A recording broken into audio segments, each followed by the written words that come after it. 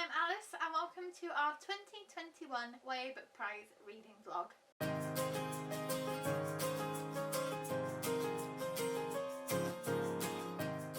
So every year we read the YA Book Prize shortlist and we attempt to read it before the date when the winner is announced, and we choose our own winner.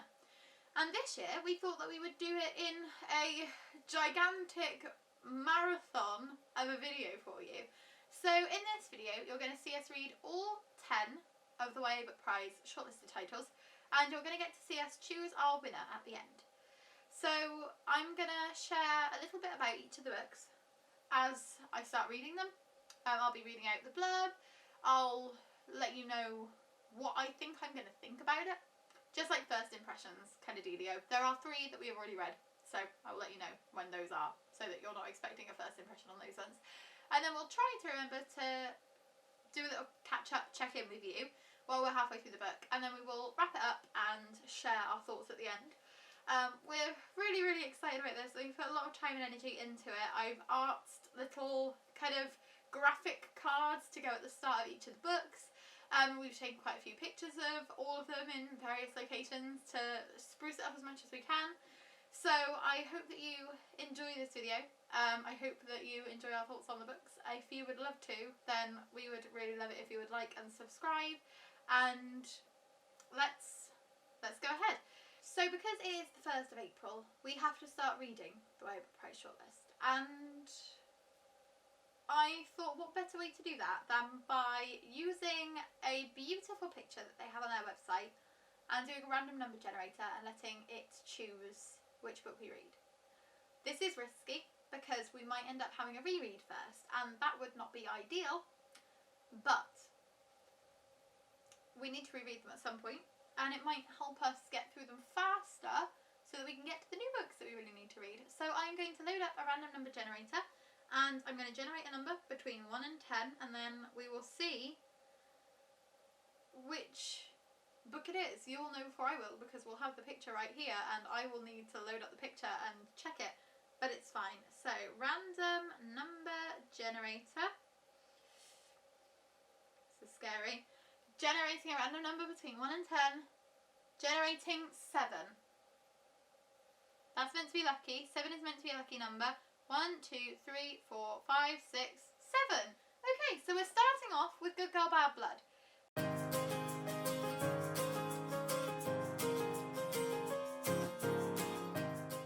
We are starting off with a reread. So I will let you learn a little bit more about this book, and we'll see how this reread goes.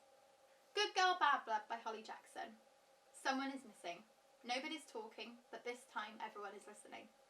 Pip Fitzmaurice is not a detective anymore. Her true crime podcast about the murder case she solved last year has gone viral, yet Pip insists her investigating days are behind her. But she will have to go back on her word when someone close to her goes missing and the police can't do anything about it. If they won't investigate, then Pip will, uncovering more of her town's dark secrets along the way. But will she find the answers before time runs out? Good Girl Bad Blood is another one of the books that I've read. This is the sequel to A Good Girl's Guide to Murder, and I didn't like it quite as much as the first book, but I will be honest, I can hardly remember anything about it because we were so excited that we read it the day that it arrived, read it in one sitting, and I do wonder whether it was the fact that we didn't take our time to really absorb ourselves in the world again, to really get back to terms with these characters. I do wonder if that was why I didn't enjoy this one as much as the first book, which we did take our time on and we did really feel absorbed in. I remember really enjoying the podcast aspect. I think the podcast scripts throughout make the pacing very quick. It's a very easy read. I'm looking forward to rereading it just because I can't really remember what goes on, and I did really love A Good Girl's Guide to Murder. I do low-key wonder if this is going to win, because there seems to be a trend with the YA Book Prize that they always give the reward to the person who should have won before. Sarah Bernard won with Goodbye Perfect. She should have won with A Quiet Kind of Thunder. It wasn't even nominated. Juno Dawson won with Meat Market. Should have won with Clean. Will Holly Jackson win with Good Girl Bad Blood when she could have won with A Good Girl's Guide to Murder? We will find out. So Sean was out when I did the random number generating, and he has no idea what book we are reading first. So I thought I would show him on camera with you. And Sophia. Are you ready? Good girl, Bad Blood. The one you've already read. One of the ones you've already read.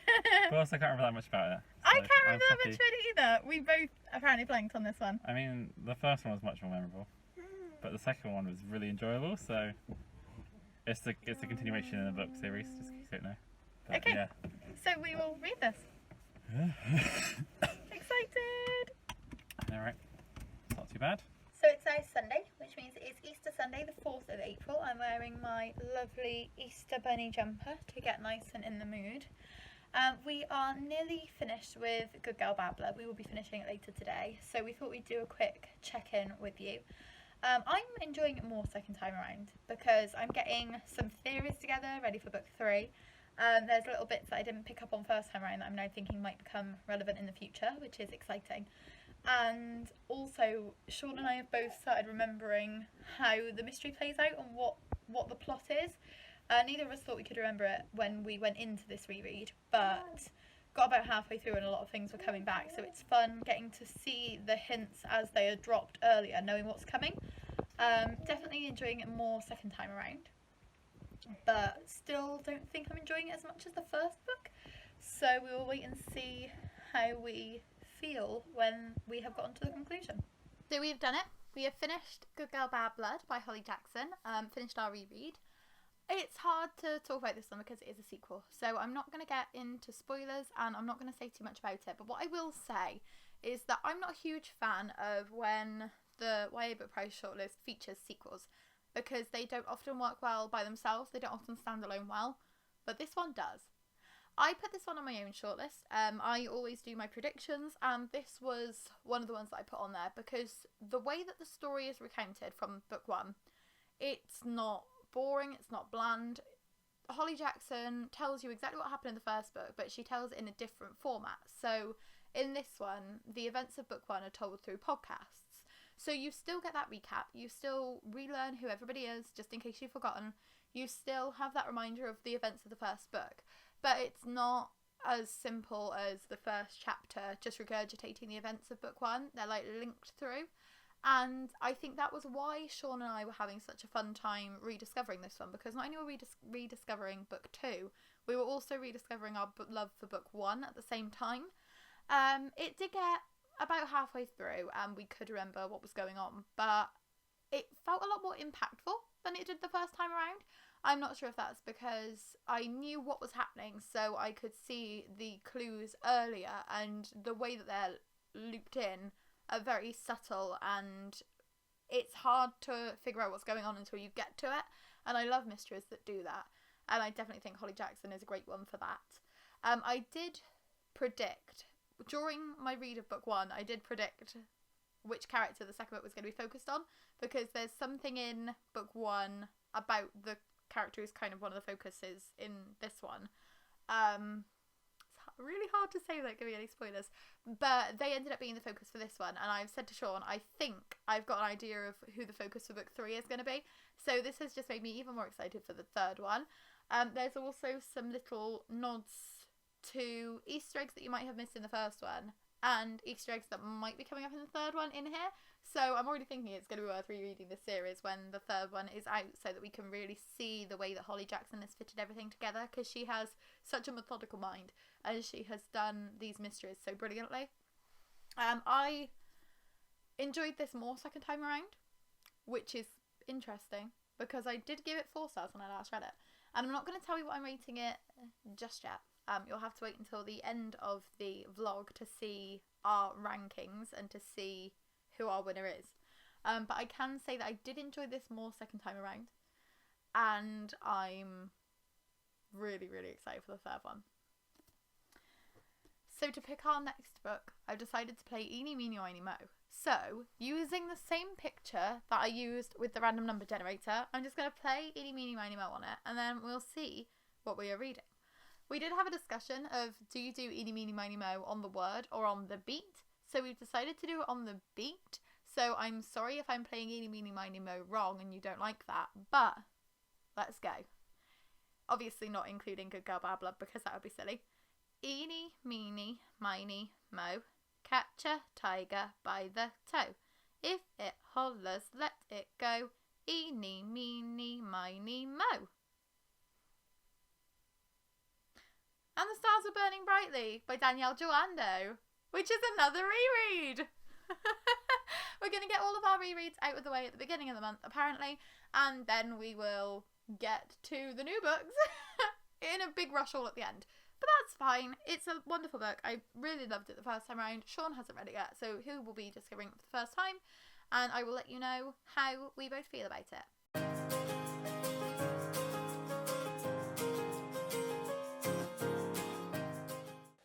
And The Stars Were Burning Brightly by Danielle Joando.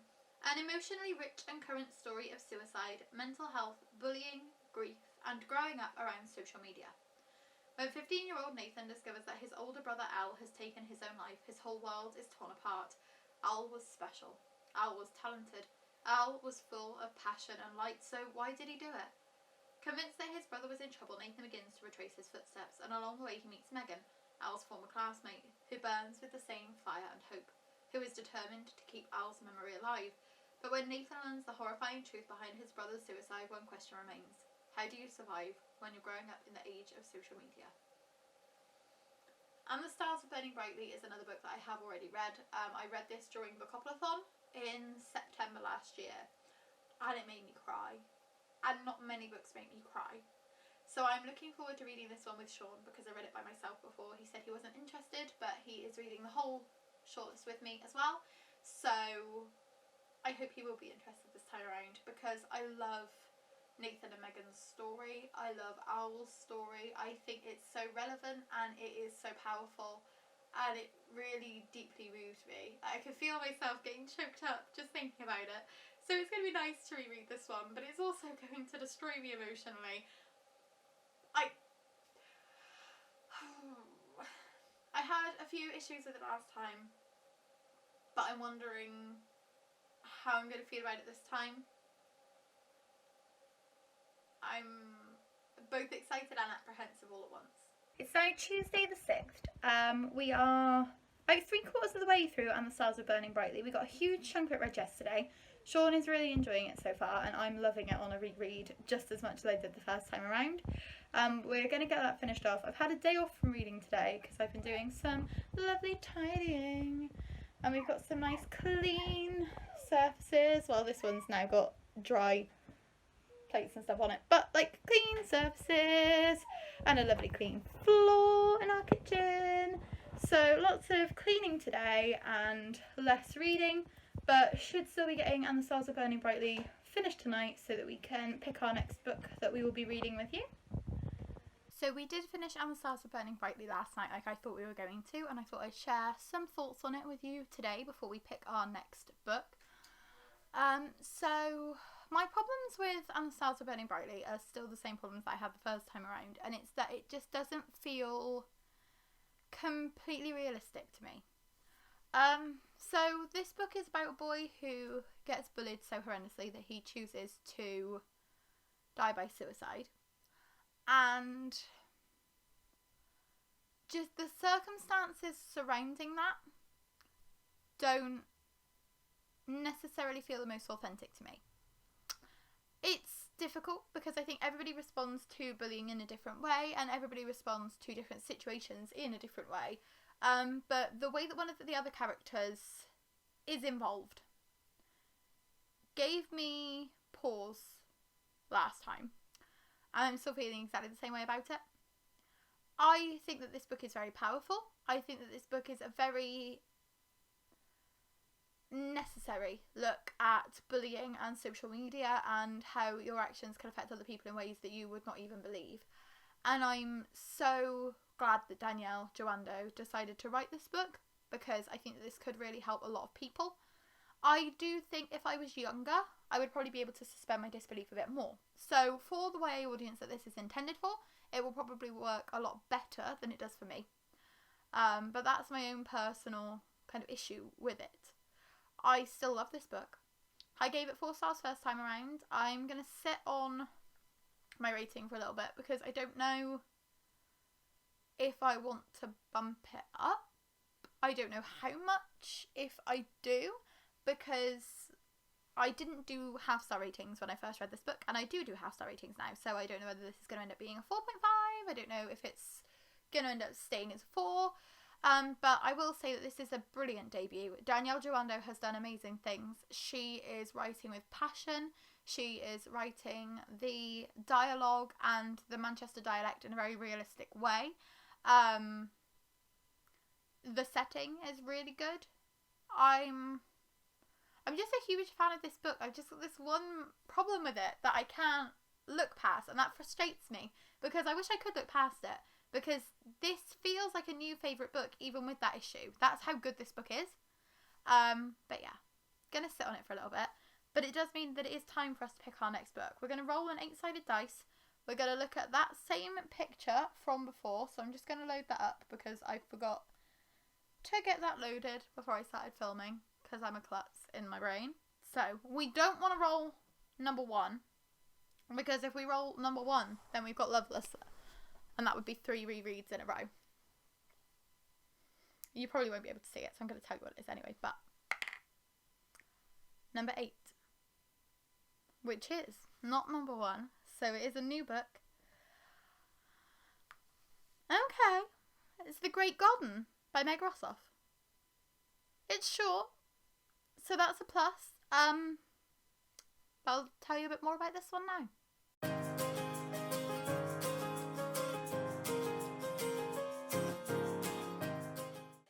The Great Garden by Meg Rossoff. Everyone talks about falling in love like it's the most miraculous, life-changing thing in the world. Something happens, they say, and you know. That's what happened when I met Kit Godden. I looked into his eyes and I knew, only everyone else knew too. Everyone else felt exactly the same way. This is the story of one family, one dreamy summer, the summer when everything changes. In a holiday house by the sea, our watchful narrator sees everything, including many things they shouldn't, as their brother and sisters, parents and older cousins fill hot days with wine and games and planning a wedding. Enter 2 brothers, irresistible, charming, languidly sexy Kit and surly, silent Hugo. Suddenly there's a serpent in this paradise, and the consequences will be devastating. From Meg Rossoff, best-selling author of the iconic novel How I Live Now, comes a lyrical and quintessential coming-of-age tale, a summer book that's as heady, timeless and irresistible as Bonjour Tristesse and The Green Gage Summer. I will be honest with you, when the shortlist was announced, this was the one book that I was dreading. Absolutely dreading. I've read a couple of Meg Rossoff's other books and I do not get on with her writing style. I have decided not to read any more of her books, and now I have to, because it's on the YA Book Prize shortlist, and I always read the shortlisted books even if they are from authors that I don't enjoy very much. The concept sounds interesting. It sounds like it's going to be quite similar to A Sky Painted Gold by Laura Wood, which was shortlisted a couple of years ago. I really enjoyed that one. It was quite Great Gatsby-esque, and I thought that that kind of book, reading that in the roaring 20s, even if they haven't been the most roaring at the moment, would be a perfect fit.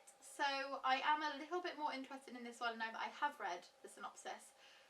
But overall, still feeling apprehensive and a little bit scared. But I have to read it, so let's see how I feel. So we're just about to start our next book. Sean doesn't know what we're reading yet, so I'm going to read to him and then he is going to guess what it is that we're reading. So are you ready to start? I mean, I know it's a Kindle book. It is a Kindle book. / library book. Yeah, it's on my phone. So it's not going to be, possibly not going to be 8 pieces. Yeah. Or, what's the other one?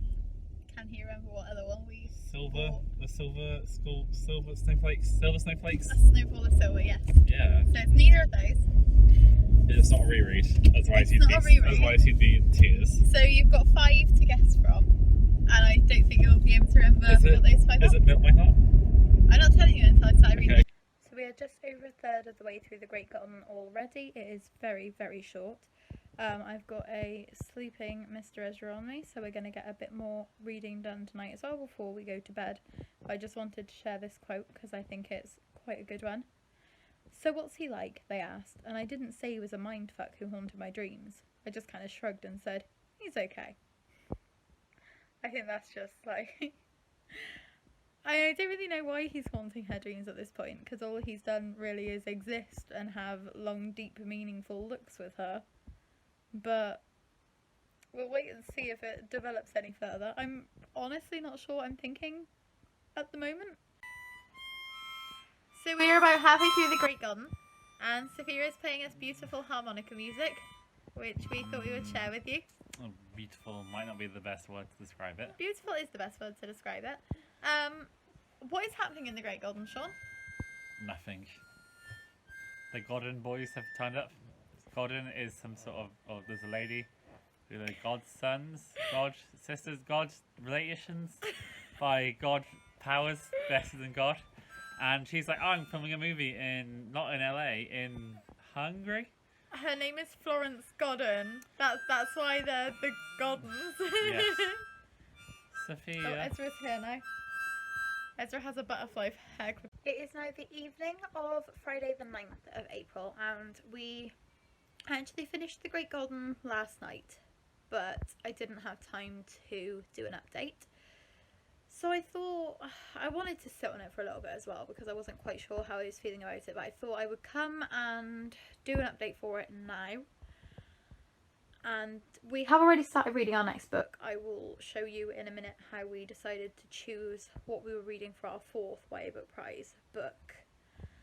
But The Great Garden is not one that I am a fan of.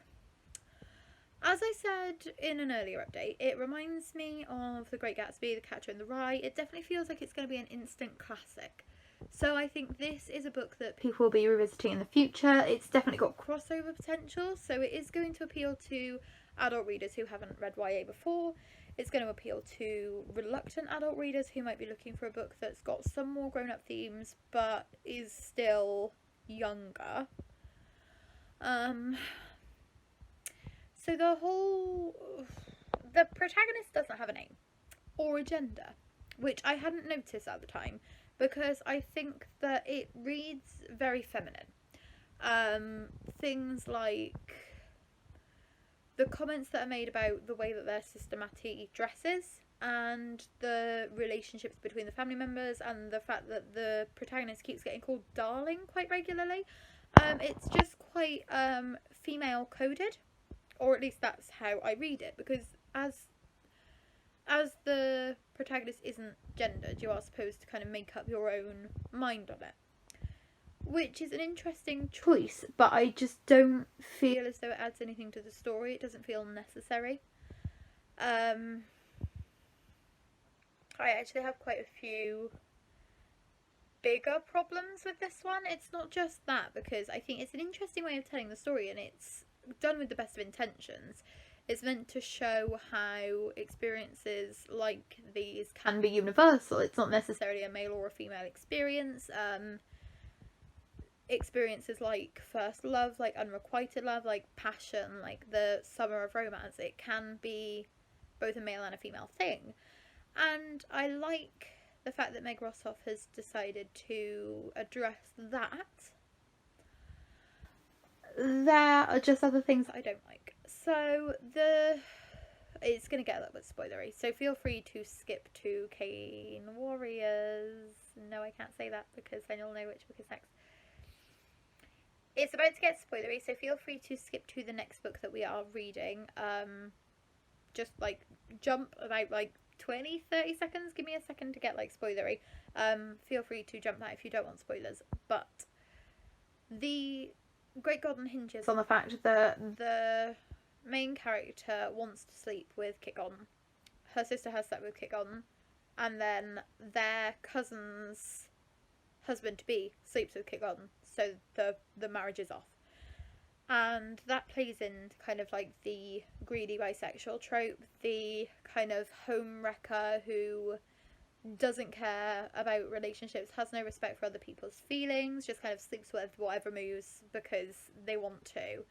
And as someone who is bisexual, I've always found that trope very damaging, and it's never a trope that I'm gonna be happy with.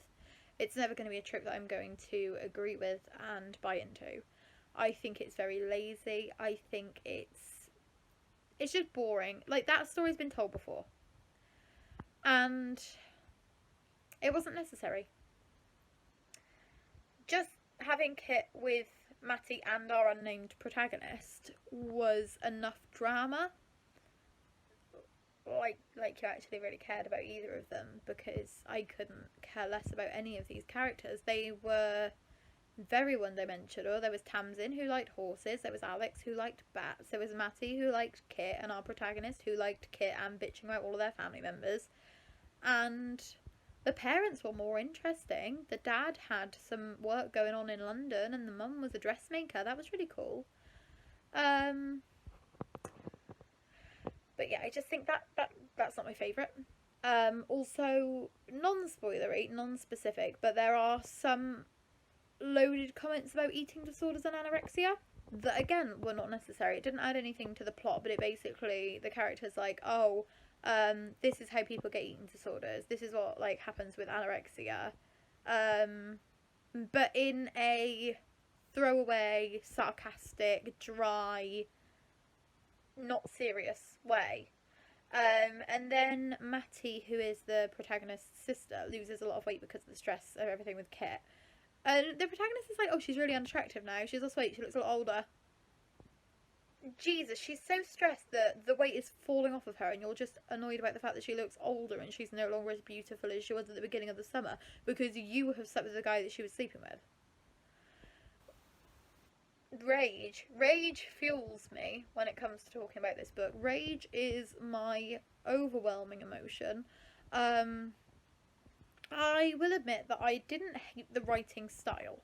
I did think it was quite interesting because it did feel more like a classic, and it was a very short book, and that was a plus.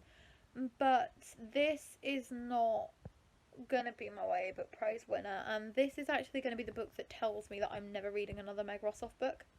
I hated How I Live Now. I really didn't like Picture Me Gone either, and this is my third one, and it's also a very low rating. I'm not going to tell you yet so that you can wait and see at the end, but let's just say that this one does not get many stars, if it even gets stars plural. So, that was a bit of a waste of time. Again, at least it was short. I had bad vibes about this one going in because it was Meg Rossoff. I decided to go into it with a non-judgmental viewpoint. I was a bit excited by the blurb. The blurb sounded really good. But, yeah.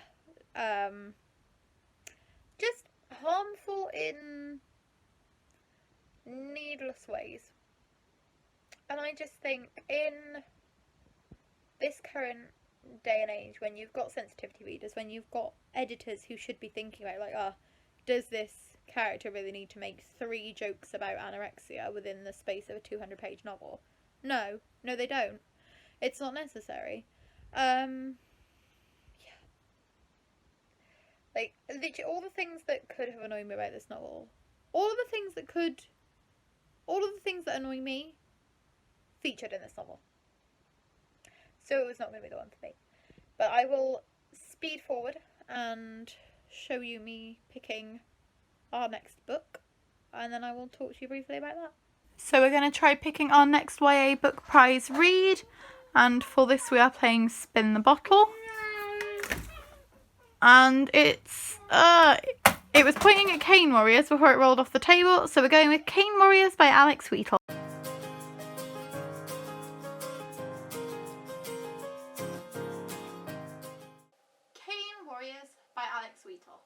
Nobody free till everybody free. Moa is 14. The only life he has ever known is toiling on the frontier sugarcane plantation for endless hot days, fearing the vicious whips of the overseers. Then one night he learns of an uprising, led by the charismatic Taki. Moa is to be a cane warrior and fight for the freedom of all the enslaved people in the nearby plantations. But before they can escape, Moa and his friend Keverton must face their first great task, to kill their overseer, Mr. Donaldson. Time is ticking, and the day of the uprising approaches. Irresistible, gripping, and unforgettable, Cane Warriors follows the true story of Taki's War in Jamaica, 1760. I've read a few of Alex Wheatle's other novels. The Crongton Nights series that has a little bit I've read a few of Alex Wheatle's other novels, including Little Bit and Crompton Nights, and I do enjoy Alex Wheatle's writing. I'm not sure how I'm feeling about the fact that this was set in the 1700s, because I don't read a lot of historical fiction. I'm interested in seeing Alex Wheatle's take on this, and Takis War is not something that I've heard of, so it is going to be a historical event that I'm going to learn a lot about. It's not the kind of book I would have probably picked up by myself. Knowing that I enjoy Alex Wheatle's writing, I probably would have gotten around to it eventually, but this wouldn't have been a priority for me. So it's going to be interesting to see how I feel about this one. Cane Warriors. So, the other really short one. These two, The Great Garden and Cane Warriors, I think they are both under 300 pages. I believe they're the only two books on the shortlist that are. So it's quite funny that we got them back to back, because I said to Sean that those two were going to be the ones that we could get out really, really quickly. We're currently halfway through Cane Warriors, and I'm loving it. I think it's brilliant. I'm so grateful, because after the disappointment of the last book, I was not sure how I was going to feel about this one. But what I can say is I already knew I loved Alex Wheatle's writing. I've read the first 3 books in the Crompton series, and I've enjoyed all of them extremely. And this is completely different. This is historical fiction. It's set in 1760, I believe. Pardon me. In Jamaica. There's something called Takis Uprising. I hadn't heard of this before, but Alex Wheatle has fictionalised it. So instead of following the character of Taki, you are following the youngest member of the uprising. So it's a 14-year-old. They have gotten involved in this uprising because they want more for their family and for the future. They want to make sure that their younger sister has the possibility of growing up free and not being a slave on this plantation. And they want to make sure that their friend Hamaya doesn't get sexually abused by the plantation owners, because that seems to be the fate of all of the women, and they want to make sure that their friend can avoid that fate. So the motivations are really strong. The character is really strong. It's written so I never know how to say what I'm trying to say when it comes to this, but like the words are written phonetically, so you get a really vibrant sense of the Jamaican accent. You get a really vibrant sense of the way that the Jamaican people are speaking. So there's a hugely strong sense of character, and the plot is just, it's so fast. The pacing is blowing me away. So you start off the book and they're like, oh, we're going to do an uprising. Let's take down these plantation owners. And I'm less than halfway through, and they've already taken down one plantation and they're on to the next one. So it's definitely quick. And compared to the last book that we read, where nothing really happened in the entire book, it's nice that there's a lot going on in this one. And yeah, because it's historical and I don't read a lot of historical, I was feeling a little bit apprehensive going into this one. But it's such a pleasant read at the moment. I mean, it's about a very serious subject, and there are some quite harrowing scenes. There are some very graphic descriptions of dead bodies. So if you do have a sensitive disposition, this might be one to skip. But as someone who is very motivated by action and motivated by pacing, this is a great book for me so far.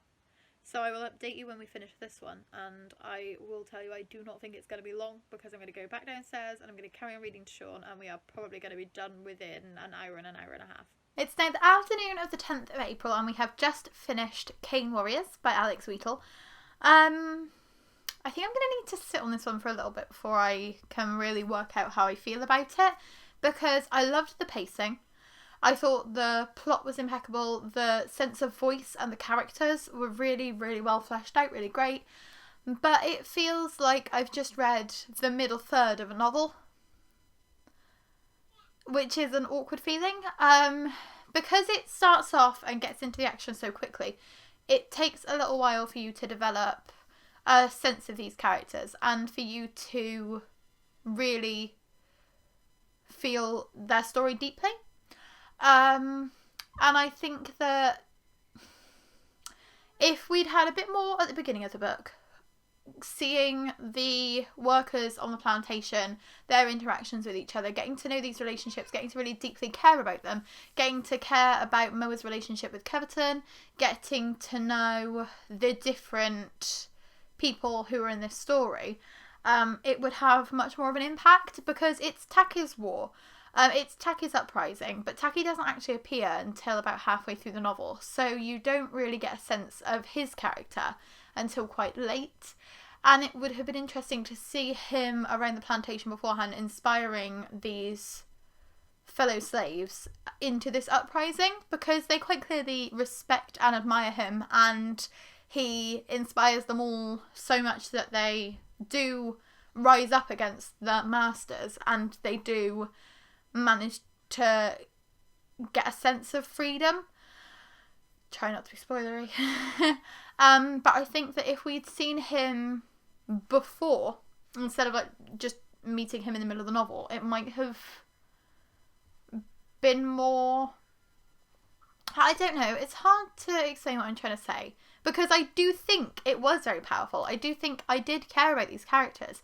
I just would have cared more in that case if I had a chance to get to know them a bit better. I also feel as though the ending of the book is very sudden and very abrupt, and it does feel as though the story should continue. This is very much Taki's story, even though it is narrated by Moa. It's not Moa's story, this is just a section of Moa's life, and it would have been interesting to see more of Moa's life. I really cared about Moa as a character, and it would have been nice to have seen more from him.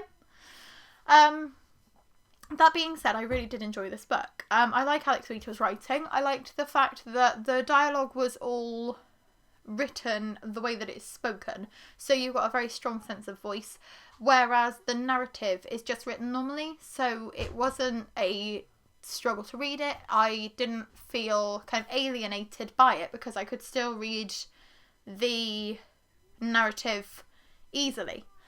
Because some of the pronunciations I'm not Jamaican, so some of the pronunciations were a bit harder to get my head around. But then I enjoyed that because I enjoy reading novels from different backgrounds and I enjoy reading diversely. So I think for some people that might be an issue. For me personally, it wasn't. But I do like the way that it combines the two styles of storytelling into one. That's very strong. Yeah, I'm not sure. I wasn't sure what to expect from this one because I'm not a big reader of historical fiction. I enjoyed it. The action, as I said, it was completely action-packed, very fast-paced. Would have easily been able to read it in one sitting if I hadn't started it so late at night. But there was just something about it that left me feeling unsatisfied. I don't know if that's because I've rated Alex Wheater's books in the past really, really highly, so I was expecting a bit more from it because of how much I loved Quarngton Nights, but that's what we're left with. So we will move on to the next book on the list. Feeling good about what we've done so far. I don't think I've read The Winner yet, but I guess I'll have to kind of look at them all at the end and see whether that remains the case. But none of them giving me Winner vibes just yet. But I will go now to my bathroom where I'm going to play Hook a Duck for you. Of course, we had to put our own TBR game in here somewhere. So we're going to play Hook a Duck and we're going to choose our next read for you, and then we will give you some more information about that, and then you'll get to see our thoughts on it. So we are going to pick our 5th YA Book Prize read. We're basing it off of the colour of the book this time. We don't exactly have the right colour ducks for the right colour books. So if we pull out silver, it will be 8 pieces of silver. Purple will be Loveless. Pink will be Melt My Heart, because that has a pink bikini on the front cover. Green will be Hold Back the Tide. Blue will be A Snowfall of Silver, and yellow will be Wranglestone. So, without further ado, let's find out which book we're reading next.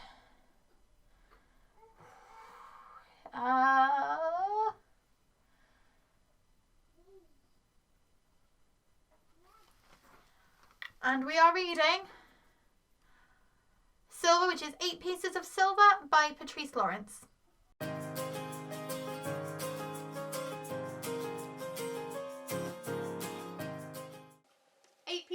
Silver by Patrice Lawrence. Silver's door is open. My brain nudges me. She's not in there. All the time I've been hanging around and trying not to disturb her, she wasn't here at all. Bex and Silver live under the same roof, but they couldn't be less like sisters. Bex likes watching loud superhero movies, girls, and chatting to anyone and everyone. Silver likes privacy. Her bedroom is her oasis, and she has an unspoken rule that none of her family are allowed inside. But then Silver goes missing. Bex enters Silver's room and finds 8 clues about Silver's secret life. Can Bex piece the jigsaw together and find her before it's too late?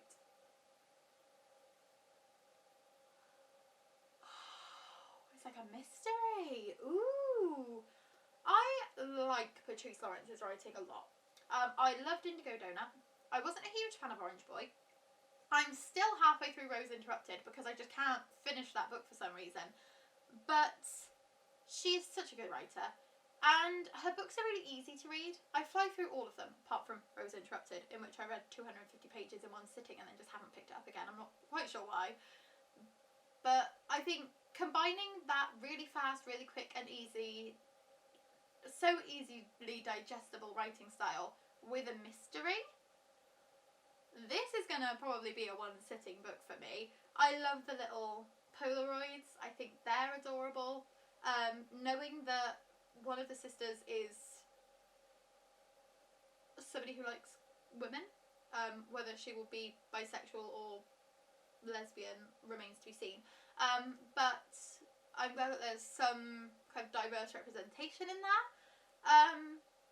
Yeah, I'm looking forward to this one. I already was, but now I've read the blurb, I'm even more excited about this one. Ooh. Ooh. So I've just finished filming my Matched series rant review, and I thought I would share some thoughts on Ink Pieces of Silver because we are halfway through this now. Loving it. Absolutely loving it. It feels like a murder mystery, but there is no murder, which is interesting. But Silver is Bex's sister, and she sees their parents off to their honeymoon, so she goes to the airport with them, says goodbye. Bex gets home from school and Silver isn't there. She has no idea where she's gone, she can't get in contact with her, so she goes into her room and investigates, and she finds this little drawer filled with things that just seem random, but they actually link to the reason why Silver's gone. And it's really fascinating. You get a dual perspective. So some of the chapters are told from Silver's perspective, like she's talking directly to Bex, explaining why she hasn't come home, explaining what's going on with her, what she hasn't wanted to tell Bex in the past. There's a boy involved, and it's really interesting so far. So the boy's soccer coach thinks that Silver was stalking him. The guy's name's Logan. He says, like, oh yeah, Logan, like, she was stalking him, she was always here, she was really intense, it was really scary. And Bex is like, that doesn't sound like Silver. And then in Silver's perspective, she's saying about how they went to a cafe together, and it was like the best. Neither of them wanted to leave, they were sharing all these deep things about each other, having all these deep conversations. She finally felt like she could talk about herself instead of putting her sister first. And they went to a restaurant together as well, and she's sharing this story of this really intense and romantic love, but then you're looking at it from Beck's perspective where she's seeing it as like this kind of stalking situation. So it's going to be interesting to see whether it's like a gaslighting situation and Logan is pretending that he feels more for Silver than he does, and that she feels tricked by it, and that she feels like he's kind of making her feel crazy, or whether there is going to be more to it. But I am absolutely loving this so far. Patrice Lawrence's writing is always so easy to read, and this one is no exception. I haven't wanted to put it down. Like, we had to stop last night because of the babies, and I didn't want to. This story is just constantly in the back of my head. I want to pick it up. I want to see what's happened, and that is the sign of a good YA. Just really needing to know what happens next and really deeply caring for these characters. The other thing I'd like to say is I love the fact that Patrice Lawrence always gives her characters such interesting likes. So Silver and Bex are both obsessed with K-pop, so there's loads of references to BTS and Blackpink and the kind of stars from those bands. Whereas in Indigo Donut, Indigo was absolutely obsessed with Blondie. So she had like all the kind of same fashion as Blondie. She had like the streak in her hair. And I just love the fact that Patrice Lawrence fleshes these characters out so deeply. So they really do become real people. Because real people have obsessions with things like that. And you don't often find teens in YA who have those really intense interests and that kind of fandom level of obsession with something. And it's the little things like that really do make a difference, and I love it. And I will let you know what I think of the second half. So it's now April 12th and we have finished our 5th book for the YA Book Prize shortlist, which means we're at the halfway mark, which is really exciting. So last night we finished 8 Pieces of Silver. Thought I would wait until this morning to share my thoughts with you because I wanted to sit on it for a little bit. Because I hate to say it, but the ending disappointed me a little bit. I was enjoying the first half. The first half I thought was impeccable. I loved the way that it was reading like a murder mystery, even though it was just it's just a contemporary, really. That's kind of issue focused about these sisters and the fact that one of them is, she finds it very easy to share. She's always talking, she's always letting people into her feelings. And Silver, who is Beck's sister, she does not find it easy to share. She has been quite closed down since her mother died, and she feels a little bit left out of this family unit that is building around her. And I loved the look at family. I loved the intense sibling relationship, the fact that Bex thinks that Silver cares about her less than she does, and because you get the dual perspectives you can see how deeply Silver cares about Bex, but she just doesn't know how to share it properly. But it just wasn't the one for me. The end of the novel's a little bit convoluted, so the reason that Silver leaves and the kind of drama with her and this guy, it doesn't read very YA. So I'm going to get spoilery, so I'm sorry if you don't want spoilers, but there's not really any other way to discuss it.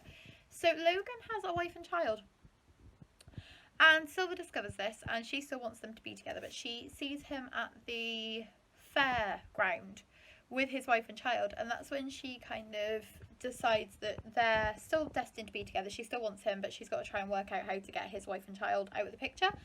So again, it could turn into like a bit of a murder mystery dealio, and it doesn't. But I think it would have been more interesting if it had. Is that just my twisted side coming out? But I think that there was so much potential with where this story could have gone, and it felt like a bit of a lacklustre ending. That being said, I still love the writing style. I really enjoy Patrice Lawrence's novels. They're very quick reads, and I will continue to pick up all of them and hopefully eventually finish Rose Interrupted, because I'm still only halfway through that one. But I will definitely be picking up more, and Sean really enjoyed this as well, and this was the first full-length Patrice Lawrence novel that we've read together. We read her short story Snap, which was a World Book Day release a few years ago, and we both quite enjoyed that. But there was just something missing from this one. It's hard to put my finger on exactly what, but I do think it was just that disconnect where it felt like it was trying to be an adult novel, trying to be a YA novel. There was a lot going on all at once. Yeah. I did like the relationship between Bex and her father though. So Beck's father has just got out of prison. She just calls him DNA Dad. She doesn't know she didn't know his real name until he started writing letters to her. Sean is just going to pick our next book. He is currently in the middle of making breakfast, so I thought I would disturb him. Brunch. So I thought I would disturb him from his bacon so that he can pick our next book. We have all of the book titles written on little lolly sticks in our punishment pot. So, shake and go. And don't look. we are reading Snowfall. Snowfall of Silver. Yeah, I could have just lied and not said what it was. I was like, oh, we're reading Good Girls Guide to Murder Book 2. I mean, you would have needed to show me anyway, we have already read that one, but okay.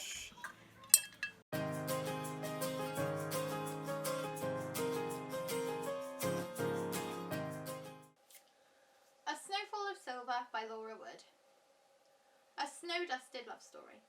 In the autumn of 1931, 18-year-old Freya runs away from her home in Cornwall to follow her dream of becoming an actress. When she finds work with a touring theatrical company, Freya thinks her path to success is clear. Amidst all the glamour and bustle of stage life, she discovers for the first time a place to belong. But can reality ever live up to her expectations? What if her life and falling in love turn out to be nothing like she planned?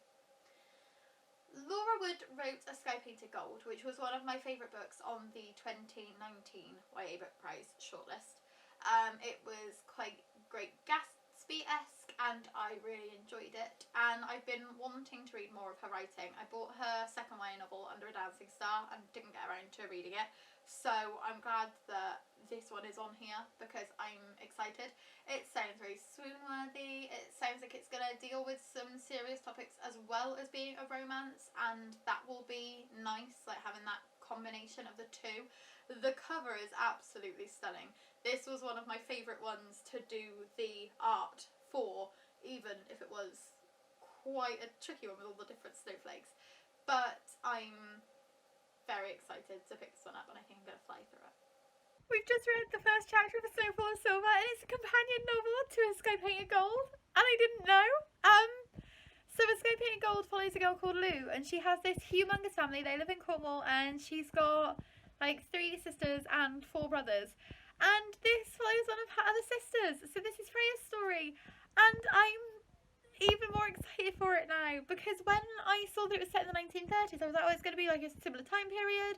It's going to be really interesting to see that kind of time period but in a different location. But it's actually following one of the characters that we already know and love to London. So I'm even more excited now. Yee! So I just filmed our April mid-month wrap-up, and I thought I would use this time to talk to you about A Snowfall of Silver for a second, because we are getting to the halfway mark. I've just taken out the bookmark because it's a bill, and I don't know if you can see Sean's card details on it, and he would kill me if you could. So, A Snowfall of Silver follows Freya. She has moved to London because she wants to pursue her dreams of becoming an actress. She's met up with her sister Lou, who, if you've read A Sky Painted Gold, you will know from the first book. And she has managed to get a job with a theatre troupe, and she is now touring the country with this production of An Importance of Being Earnest.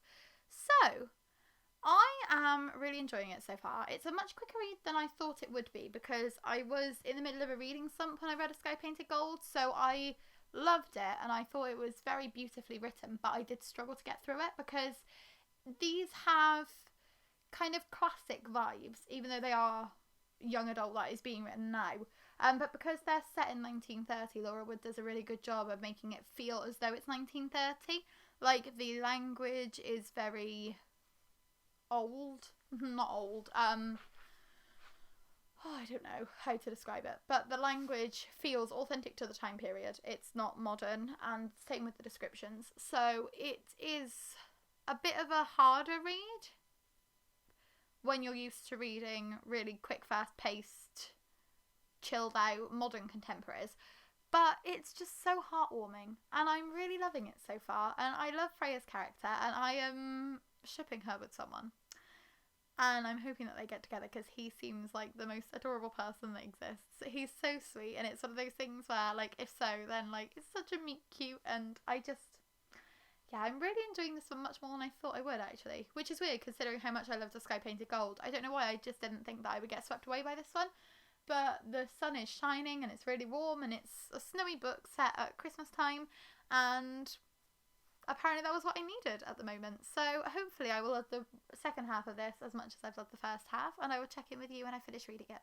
We finished A Snowfall of Silver last night and I absolutely love it. It is so swoon-worthy, it is so romantic, it's completely different to any of the other shortlist books that we've read so far.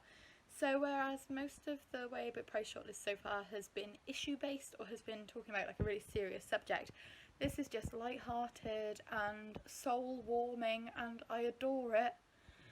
And everything I wanted to happen happened, but it also was a lot more inspiring, I think is the word that I'm going for, than I'd expected it to be.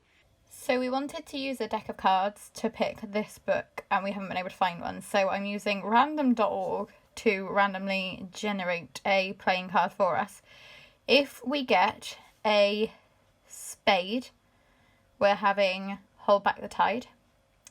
If we have a heart, we're having Melt My Heart. If we have a diamond, we're having Loveless, because the top of a diamond kind of looks like an A and it's ace rep. And if we have a club, then we're having Wranglestone, because there are zombies in that, so you're going to want to club them. So, let's see what we get. And it's hearts, so Melt My Heart it is.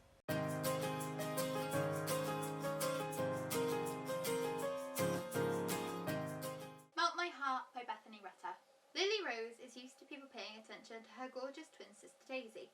But even though Lily loves her own fat body, she can't shake the idea that no one would ever choose her over Daisy. Not when they could have the thin twin. That is until she meets Cal, the gorgeous, sweet guy from New Zealand who can't seem to stay away. The gorgeous, sweet guy, who also happens to be Daisy's summer crush. Lily can't seem to figure out why she isn't as into him as she should be. She should be head over heels in love, not missing time at the ice cream shack with her lifelong best friend Cassie, not wondering what Cassie is getting up to with Cal's friend Jack, or what she's thinking about when they're alone. With university threatening to tear Cassie and Lily apart at the end of summer, trying to keep Cal a secret from Daisy, and a growing right-wing threat disturbing the usual quiet of their pleasant seaside town, Lily's summer is set to be far from relaxing. Melt My Heart is a hilarious and inspiring coming-of-age YA novel from Bethany Rutter, influencer, editor, and a fierce UK voice in the debate around body positivity. All I really know about Bethany Rutter's writing is that she's very fat positive, she has a lot of fat positive rep, and I think that is brilliant. Because there are so many YA books that are about the fat girl feeling like she's forced to diet, the fat girl melding her body to conform to society's expectations of beauty. And I'm so glad that there is an author who is saying, look, it's okay to be larger. It's fine. Like, you can be a teen and you don't have to hate your body. You don't have to aspire to be as thin as possible. And I'm hoping that that will be a theme throughout this novel. Because I just worry that it might be being lauded as body positivity, but masquerading as something else. I've had few bad experiences with books in the past that have said that they're all about, like, the bigger girl and being positive about being larger, and it's mostly just them hating their body for 3/4 of the book and then deciding that they love it at the end, and I can't go through that again. I have issues with body positivity and body dysmorphia and eating, and I have been having a bad time recently. I have been slowly slipping back into that, and I would rather not. And I'm scared about reading this one because I don't know how my brain is going to react to it. I'm going to read it either way. But the last time that the YA Book Prize had a book featuring a larger main character, it was Big Bones by Laura Dockrill, and I gave it 1 star and I hated it. So this is kind of tied with Cane Warriors, and The Great Garden is the one that I'm most apprehensive about. I'm apprehensive about Cane Warriors because it's set in the 1700s. I'm apprehensive about The Great Garden because I'm not a huge fan of Meg Rossoff's writing. I'm apprehensive about this one because I don't know what the rep's going to be like. But I will find out, and then hopefully, if I love Bethany Rutter's writing, I will then be able to read No Big Deal, and I will have a new favourite author. So it could go either way, and I'm looking forward to it while also being scared. I'm here today with my lovely assistant Ezra to tell you a little bit more about Melt My Heart. We got halfway through it yesterday and then phone died and wouldn't turn back on again, so I could not film an update. But are you enjoying the book so far, Ezra? Are you enjoying it? Yeah, Mummy is enjoying the book so far. We are following a girl called Lily Rose. She has a twin sister called Daisy, and she has feelings for a guy and works out that it's actually the guy that Daisy has a massive crush on. So she has to decide whether to tell her twin sister that she is dating the guy that she's interested in, or whether to keep it a secret. But there's great fat rep in this one. Lily is a character who, she understands that some people feel differently about her body, and it does make her question how she feels about her body, but she always kind of brushes those questions off and goes, no, actually, I am comfortable, I am happy how I am, I don't care if other people judge me, I don't care how other people think. And that is the fat rep that I was looking for from this book, because I hate books when they're kind of advertised as fat positive and it's just the main character trying to lose weight and then coming to terms with the fact that they can't towards the end of the book. That always makes me a little bit sad. So I'm really enjoying the fat rep. I have a feeling that there's going to be a female-female romance developing, and that this is actually a bi main character, but it hasn't been explored yet.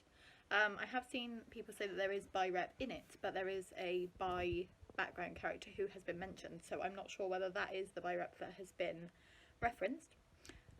But if so, then I think I'm going to really end up enjoying this one. Loving the seaside setting. Enjoying the fact they work on an ice cream stand, because I worked in a shop where you had to scoop ice cream, so it's bringing me back all them summer vibes, which is why I thought I would sit in the sun on the stairs for you while we talked about this one, pretend we're at the beach. But yes, hopefully we'll get it finished off later, because it's a much quicker read than I thought it was going to be. We were only aiming to read a third of it yesterday and got to the halfway mark, so it should be easy to finish it off later today when Sean eventually wakes up. So it is the 17th of April. We finished Melt My Heart last night, and I just wanted to come and sit with you guys and gush about it, because I really, really love this book, and I didn't think that was how I was going to feel about this one. As I mentioned earlier, I've had problems with some of the fat rep in YA Book Prize shortlisted books before, and I was concerned that this was going to do much of the same. I was concerned that I was going to find it quite triggering, because I have had problems with my eating in the past, and even the smallest thing can just set me off, especially like at the moment, feeling a bit sensitive and have been steadily slipping. So I thought this was just going to be like the final nail in the coffin for me. But actually it's done exactly the opposite, and I think this is going to become quite a comfort read for me. I think this is going to be one that I revisit in the future when I'm feeling bad, just to remind me that it's okay if you don't look the way that people expect you to look, and that you don't have to conform with that really stick thin skinny society standard. So I've got a quote that I'd like to read out from it. I did read a copy via NetGalley, so this might not be exactly the same as the finished copy, so if you have a slightly different version of this quote in your copy, don't worry about it. It says, really don't think of you like that. Like what? Like, you know, fat. But I am. And that's okay, you know. It's really an okay thing to be. I'm happy with my body and with who I am. So I guess I just wanted to tell you that when you say things like that, it reminds me that you think it's not an okay thing to be. And that makes it harder for us to have a relationship, you know? And I just think that it's a great way of exploring the fact that sometimes the way that other people look at themselves can have a negative impact on you.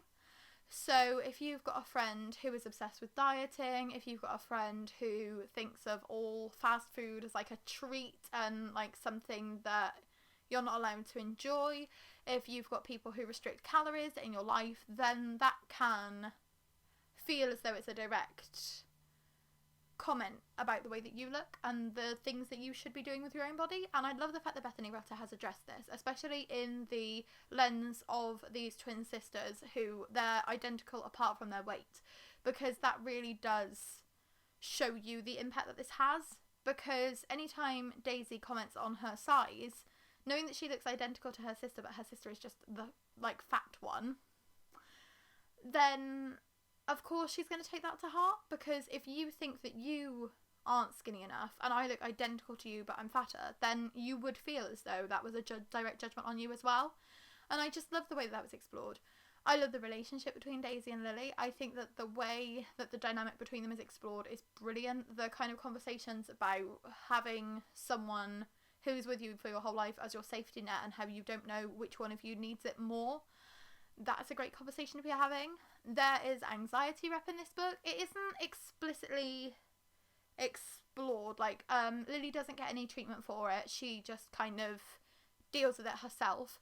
But even that kind of casual rep is really impactful, because a lot of people have anxiety, but they don't think that it's bad enough to get help either from the doctors or psychologically. A lot of people do just kind of manage it themselves, and that is really good rep to have. I loved the way that this had the conversation about university and the fact that you don't need to go. And yes, it's the traditional route to go down, especially if you're one of the clever kids. But you don't have to do that if that doesn't feel right for you. It's not like a one-size-fits-all prospect.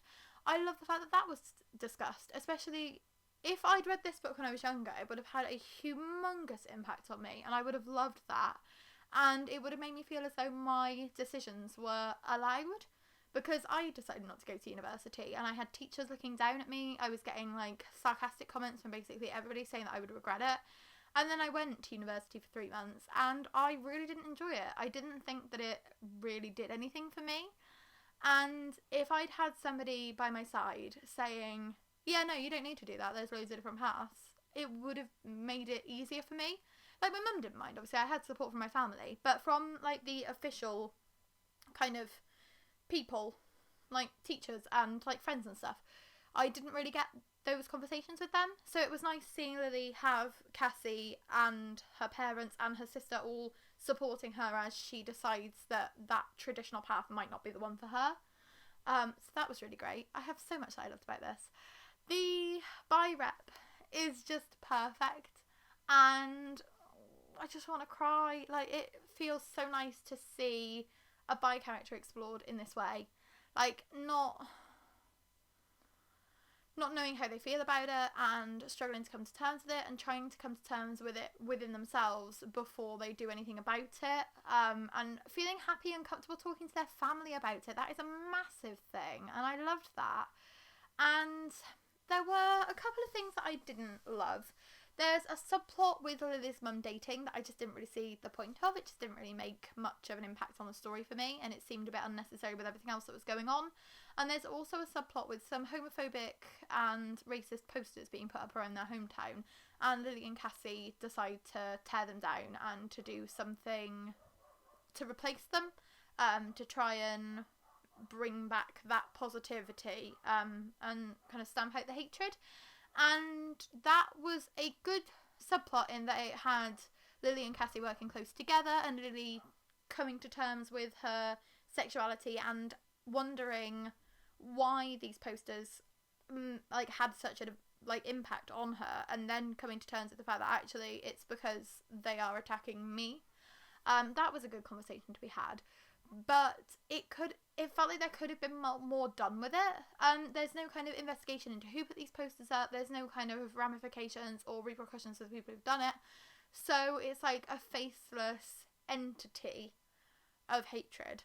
And I think that more could have been done to make it more impactful. So this book isn't perfect, but what I can say is that I think it's definitely a new favourite for me personally. It's a very quick read. Bethany Rutter's writing style is very easy to digest, and you just sink into it straight away. Definitely going to be reading No Big Deal over the summer months, because if that is more of this, I'm going to love it.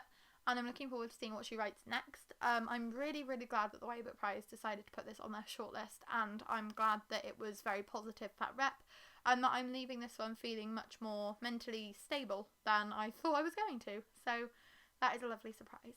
So to choose our next book, with 3 left, we're going to let the babies pick, but we don't own the books that we have left to read. So we're going to do some substitutes. So we've got Solitaire by Alice Oseman, standing in for Loveless. We have State of Sorrow by Melinda Salisbury, standing in for Hold Back the Tide. And because Wranglestone is Darren Charlton's debut novel, I thought I would go for a book published by the same publisher, because Wranglestone is published by Stripes, and Wranglestone has gay rep in it, so I thought I'd go for Proud, which is an anthology by Stripes all about LGBTQ+ stories. So we will pass over to the babies, and they will be picking with their little chocolate smiles, and whichever book gets picked first will be the one that we read next. So Sophia is just about to make her choice. Sean is about to position the CHOC, and whichever one she takes and eats first is the one that she is taking through to the final. Go on, Sophia. Okay, so Solitaire. Yummy, yummy. And now it's Ezra's choice to pick. And if he also picks Solitaire, we're going with that. And if not, we'll go into a final round. Oh.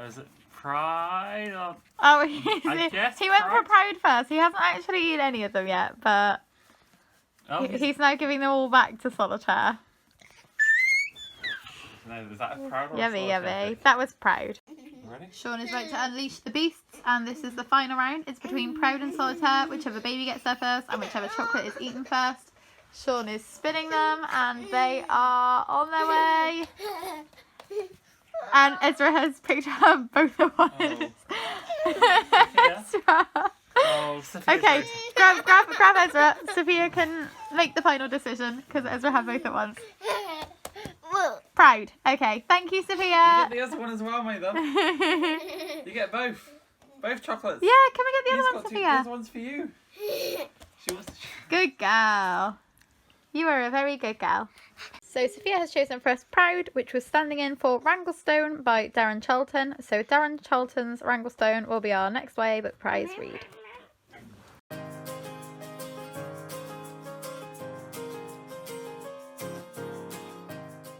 Wranglestone by Darren Charlton. Winter was the only season every Lakelander feared. In a post-apocalyptic America, a community survives in a national park, surrounded by water that keeps the dead at bay. But when winter comes, there's nothing to stop them from crossing the ice. Then homebody Peter puts the camp in danger by naively allowing a stranger to come ashore, and he's forced to leave the community of Wranglestone. Now he must help Rancher Cooper, the boy he's always watched from afar, herd the dead from their shores before the lake freezes over. But as love blossoms, a dark discovery reveals the sanctuary's secret past, one that forces the pair to question everything they've ever known. One that forces the pair to question everything they've ever known. An action-packed and thought-provoking debut for fans of Patrick Ness, Marcus Sedgwick, Dread Nation, and The Walking Dead.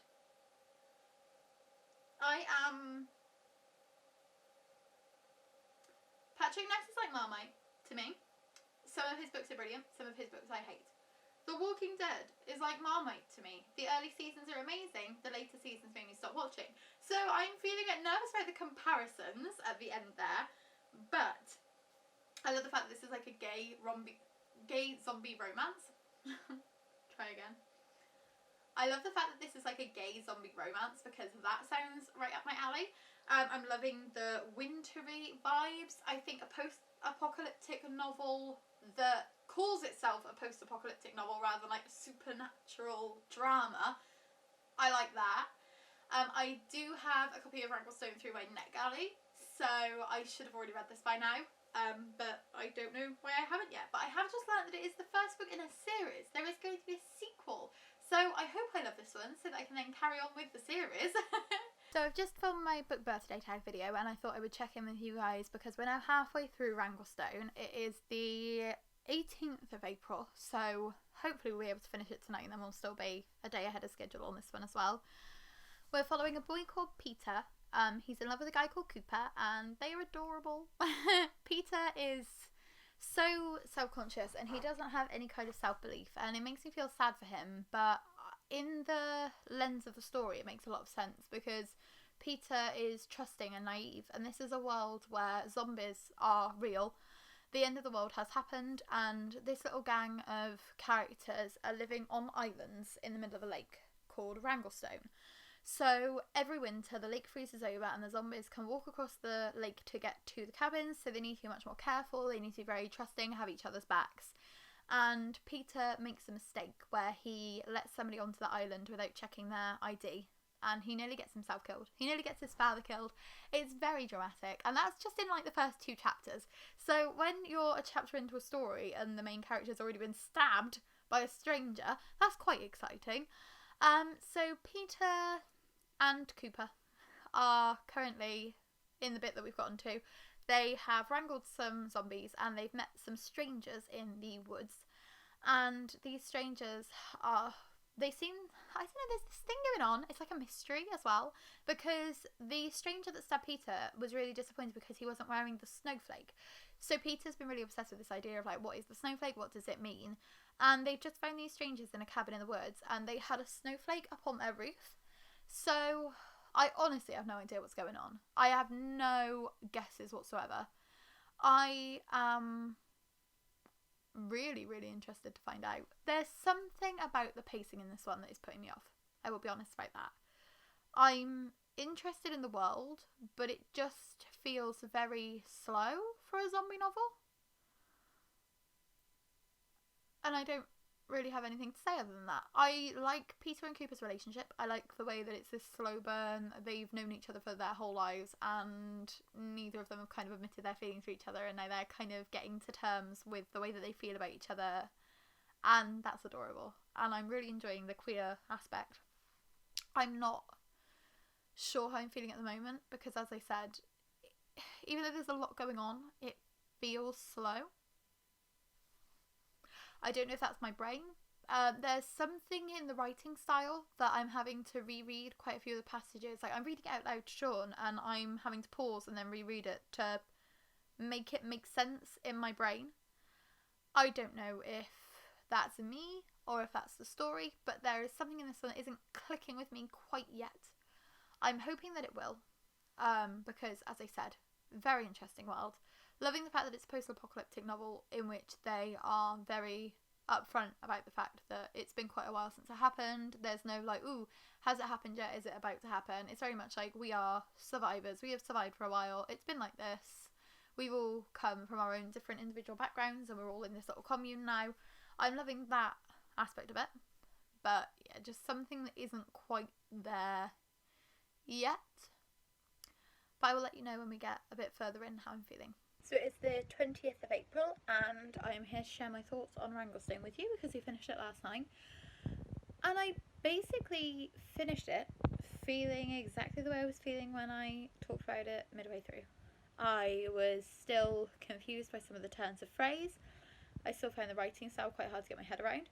I still really liked Cooper and Peter's characters, and I like the direction that the story is going in. I would definitely be picking up the sequel, because it's frustrating. There were a lot of kind of reveals towards the end of the novel, but it was all ones that I'd figured out were coming. So if this is the first time you're reading a zombie book, or it's the first time that you're experiencing zombies in YA, this will be perfect for you.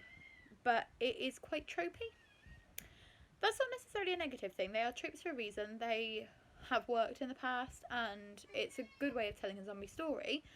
But I just think that, as someone who has kind of devoured a lot of that genre before, this wasn't new for me. I did like the fact that it had queer characters in it. I loved the fact that there was a gay main character and a gay relationship as the focus, because I can't actually think of anything else with zombies apart from later on in The Walking Dead. Like, I think in season 5 or 6 there's a gay character, but I like the fact that that is included, because it's just nice to have a diverse zombie story. I've read so many that are about the boy trying to save the girl, and oh no, we're gonna have a baby, and I've read a lot like that over the years, so it's nice to have something that's a bit different. I think if I reread this one before Timberfell comes out, I will end up, I think it's called Timberdark, the sequel. If I reread Wranglestone before the sequel is released, I think I will enjoy it more, because I will know what is being described. But some of the way that the events are described, like, even Sean was stopping me and saying, wait, what just happened there? Like, did that just happen? And I'd say, no, it was this. And then we'd both kind of be a little bit confused, and we'd go on ahead and we'd realise that, yes, it was kind of like a combination of the two. But there's just a lot of very fast-paced action, and I think it would work well if it was adapted. If this was on the screen, if this was in a movie or a TV show, it would be brilliant, because you wouldn't have that confusion over who was doing what, where, when, and how. But in a novel, there's just a bit too much going on at some times, and then it's a bit too quiet at other points. It slows down a lot, and there's not really a lot going on at points. And it's just a really weird confliction between those two speeds. That being said, I still enjoyed it. I wasn't expecting all that much from this one, because it's post-apocalyptic and zombies, and I read a lot of that. And I enjoyed it more than I thought I was going to. It was either going to be a new favourite or I was going to hate it, and this hasn't fallen on either of those. It's just one that I feel positive about the series going forward, but I didn't love it. That's not a bad thing. it was still enjoyable. And as I've already said, I will carry on with the series and I will reread this one, so that proves that it is enjoyable. It just isn't my winner, I don't think. Either way, that means we've only got 2 books left. So I will pass you over to Sean, who is going to flip a coin for us to see which one we are reading next and also which one we are reading last. I know which one I hope we're reading next, but we'll see. Yeah. Alright, so we've just finished our third to last book, Wranglestone. So we'll do a flip a coin for Loveless and Hold Back the Tide. Heads for Loveless, tails for Hold Back the Tide. Tails. Hold Back the Tide? Hold Back the Tide. Yes.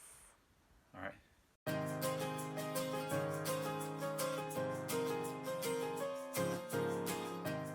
Hold Back the Tide by Melinda Salisbury. Everyone knows what happened to Alva's mother all those years ago, but when dark forces begin to stir in Ormscowler, Alva has to face a very different future and question everything she thought she knew about her past. That was short and sweet. Based off of the front cover of this one, I'm assuming that it's some kind of mermaid or siren story, because in the fronds of seaweed at the bottom, you've got a bit of like blood, kind of looks like people coming out of it. I don't know if that's like a Rorschach test, and I'm completely imagining that. But this one's definitely giving me dark vibes, and I'm so excited to read it. I bought this on Kindle Daily Deal just after it came out, and I haven't had a chance to read it yet. But I have read The Senator's Daughter by Melinda Salisbury a couple of times because I really enjoyed it, and then I was too nervous to carry on with the rest of the series. So I'm looking forward to finally getting through another Melinda Salisbury book. And I think this is her first standalone, because State of Sorrow is part of a duology. So yes, this will be her first standalone novel. So it'll be interesting to see how she wraps everything up in one instalment. So I'm rebelling a little bit by filming this because we've only been updating about halfway through each of the books, and then at the end we're currently 15% into Hold Back the Tide, and I just want to say that I think this might be the one.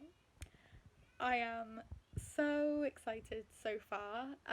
We're following a girl whose father is a murderer. Starts off with the rules for living with a murderer. What's getting more gripping than that? There's just been some kind of weird screaming outside the house at night, and I'm just like, oh, I'm getting really nervous, and I just want to carry on reading it, and I'm excited. I'm impressed by the setting. It's set in Scotland, and it's very evocative. There's the lock and these weird cat things that seem to be causing trouble. The main character is brilliant. I'm loving her motivations, the fact that she is obviously, it seems like she knows her father is a murderer, but he doesn't know that she knows. So she's very much on tenterhooks. She's thinking of leaving, so there's a big tension there of how she's going to leave him. There's also an enigma of like, who has he killed? And will we find out? And will he kill again? How many people has he killed? I'm excited by all of those answers. The pacing is impeccable. I've been flying through it so far, and I'm just getting those vibes that I wanted to get. I'm getting the vibes that this is something special. I'm getting the vibes that this is memorable, and I will want to reread this, and I'm gonna love this whole book. And it might all fall apart. We're only 15% in, but I'm feeling really optimistic about this one, and I'm so excited. It's the evening of the 21st of April. We are over halfway through Hold Back the Tide now, taking our time on it and really savouring this summer because we're enjoying it quite a lot. I don't really know how it's gonna... Ezra's just gonna come and help me. Hello, Ezra. My little buddy. Hey. Say hello to the people. Can you wave? Yeah. Oh yeah, we're very excited. Right, so I don't really know how it's gonna last for another half of a book, because we've gotten to a stage where it feels like it could very easily end soon.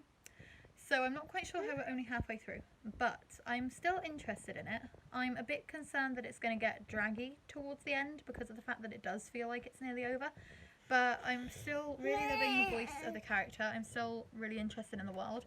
There's supernatural elements to it, which I expected. I had a feeling it was sirens, but it doesn't seem to be sirens. It seems to be something different. Sean had no idea whatsoever, so he had a bit of a surprise. He was like, well, what's that thing? I thought it was like, just her dad was a murderer. I don't know what's going on. I thought it was just like mer creatures. He Like thought it mer- was like mer creatures. He's yeah, saying mer- that. mermaids or sirens Mermaids or, or sirens or because I thought you yeah, thought. after- Oh, I guess after we- because after we when you discovered- first encounter the monster, it's not in water. So I guess that would be a bit of a surprise if you were expecting it to be a watery creature. Oh, Ezra. Oh, we're climbing down the stairs again now. That's fine. But yes, so enjoying it a lot still, but concerned on how it's going to continue. Happy reading it though.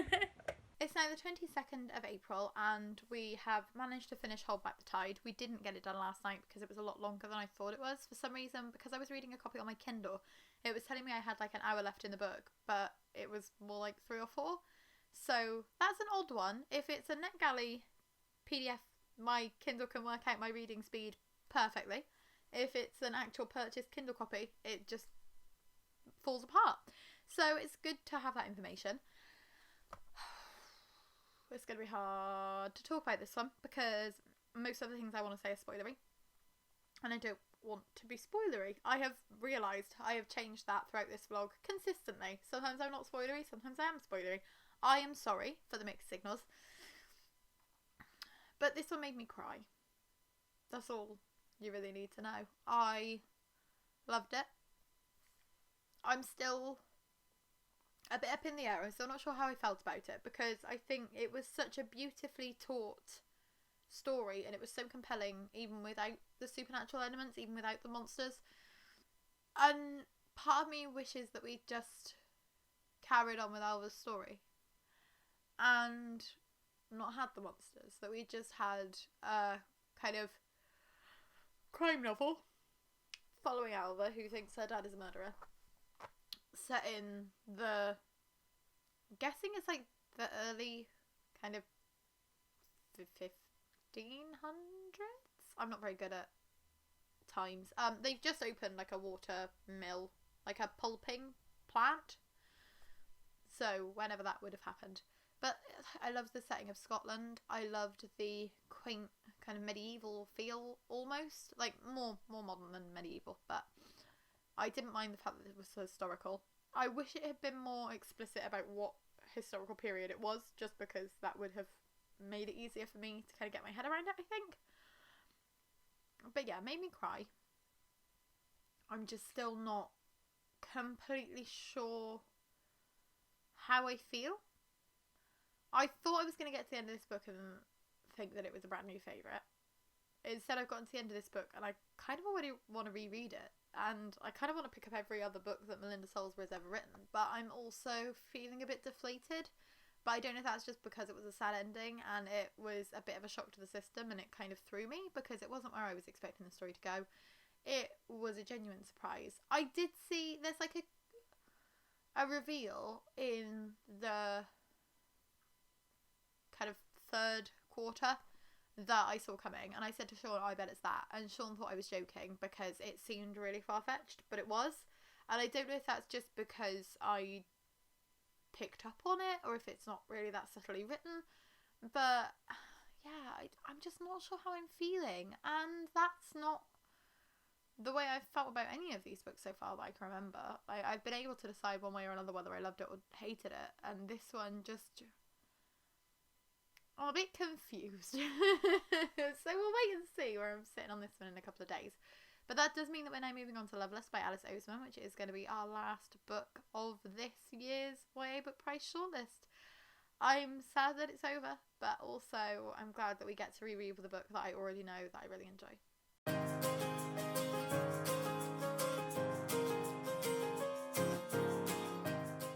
Loveless by Alice Oseman. It was all sinking in. I'd never had a crush on anyone. No boys, no girls, not a single person I had ever met. What did that mean? Georgia has never been in love, never kissed anyone, never even had a crush. But as a fanfic-obsessed romantic, she's sure she'll find her person one day. As she starts university with her best friends, Pip and Jason, in a whole new town far from home, Georgia's ready to find romance. And with her outgoing roommate on her side, at a place in the Shakespeare Society, her teenage dream is in sight. But when her romance plan wreaks havoc amongst her friends, Georgia ends up in her own comedy of errors, and she starts to question why love seems so easy for other people but not for her. With new terms thrown at her, asexual, aromantic, Georgia is more uncertain about her feelings than ever. Is she destined to remain loveless, or has she been looking for the wrong thing all along? This wise, warm and witty story of identity and self-acceptance sees Alice Oseman on towering form as Georgia and her friends discover that true love isn't limited to romance. Loveless is one of the books that I have already read. And when I finished it, I turned to Sean and I said, I think we've just read the YA Book Prize winner. So, Loveless is my automatic... If I had to pick now, having only read 3 of them, and not knowing all that much about the others because I haven't had a chance to explore them properly yet, I would pick Loveless. I think it's such an important story. I think the fact that there is an author who has written so widely, like, Alice Oseman has written books about, like, heterosexual relationships. You've got bisexual characters. You've got the idea of obsession and fame and all of these different topics that she's written about. And now she's decided to focus a book on an asexual character. And asexuality in YA is still so rare. So I think that Loveless will help a lot of people. And just for that reason, I wouldn't be surprised if it won. Because I think that it is a very important topic to explore. But I will let you know how I feel on a reread. Because at the time, I thought this was right up there. But we will have to wait and see how I'm feeling in context with everything else. So I've just started going through all of the YA Book Prize footage and editing up some more pictures for you that you will have seen earlier.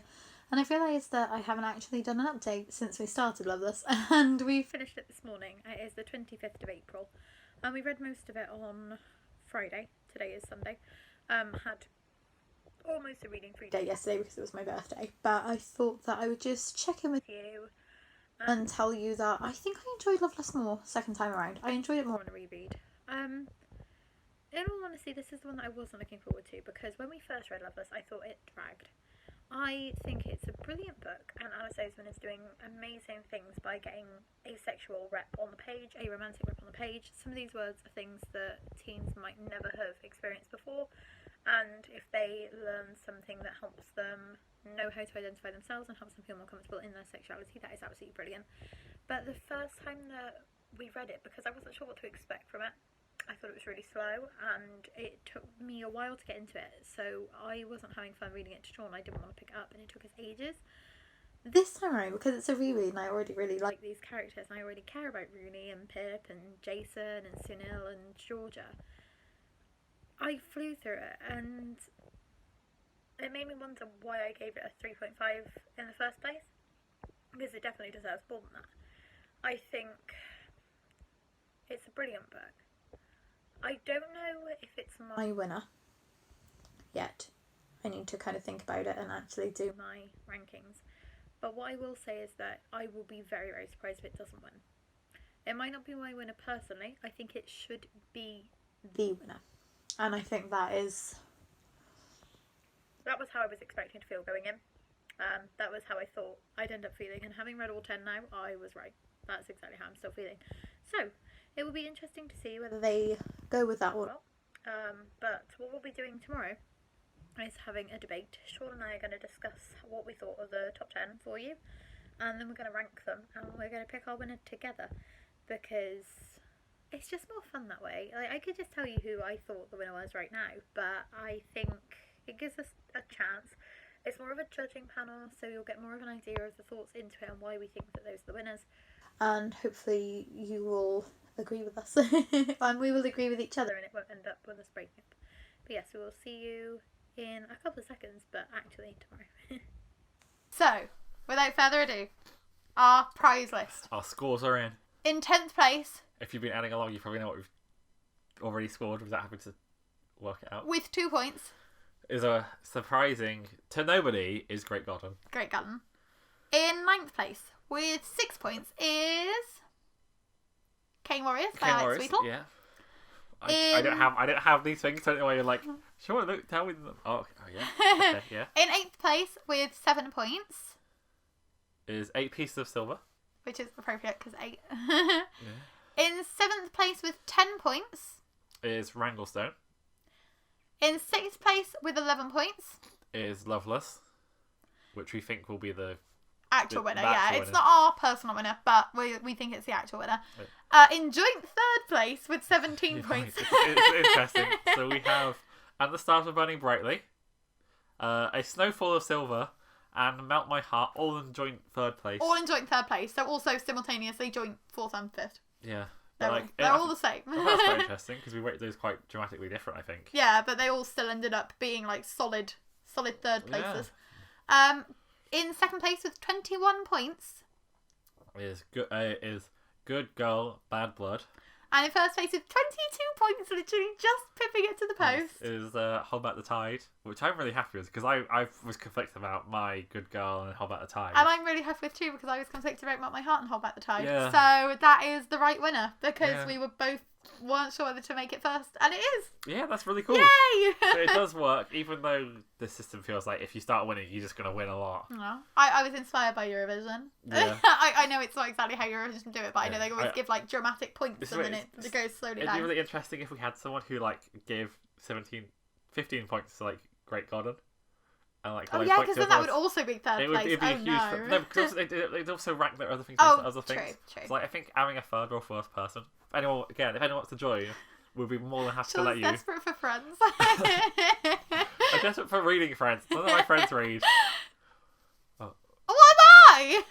Well, you're my girlfriend. You're not a real friend. Fine. Or Fair actually, no, enough. all my friends that do read just read high fantasy or historical Sanderson. fiction. Raph. Yeah. Or they just read like Lord of the Rings. all like, Over and all, over and all, over all, and all over. like the classics like 1984, Brave New World, Fahrenheit, all those sorts of books. But yes, so thank you so much for coming on this ridiculously long journey with us. We hope that you have enjoyed this video. Please let us know if you have read the Way Book Prize shortlist, who your winner is down below. The prize winner is being announced on, I believe, the 4th of... Can you flip the calendar over? It's not going to be the 4th. It's going to be the 7th, I think. It's the Thursday. 6th? It's not on there. Just going to check. So the winner is announced on Thursday the 6th of May. So if you're interested in finding out who the winner is, make sure to check the Way Book Prize social media at some point during that day. It's normally in the early afternoon. I don't know this year because it's not happening at Hay Festival because Hay Festival isn't happening unless they're doing an online thing. But either way, Thursday the 6th of May. So yes, thank you for watching and we hope that you enjoyed this video. If you would like to subscribe, we would be super duper grateful. And if you'd like to like this video, then please do. We post new videos every Tuesday, Thursday and Saturday. They're normally a bit shorter than this one. Yeah, but again, congratulations to Hold Back the Tide. Hold Back the Tide for winning our Way Book Prize. Yeah. Yeah, So, and congrats. also preemptive congratulations to Loveless because you've got this in the bag. Do you reckon? Yes, I'm gonna eat my sock. I'm gonna eat my sock. All right. Yeah. So yeah, let us know down below if you agreed with our list. Or if you make your own list and they are dramatically different, that'd be interesting. Yeah. We could just add them all up. If you love The Great Goblin, we're sorry. Yeah, like from the time of posting this to the actual and that, we could just like work it all out and then do a post on Instagram, like our community rates books, and we add it all together. Could be That fun. could be quite cool. Could be fun. So if you have read any of these, please leave your ratings down below. Yeah. And we will see you next time. Bye! So every year we read the way... Starting off strong. We're just going to pick our next YA Book Prize read and we're going to play Spin the Bottle this time. That was awful. This is not a good bottle to spin. Let me try that again.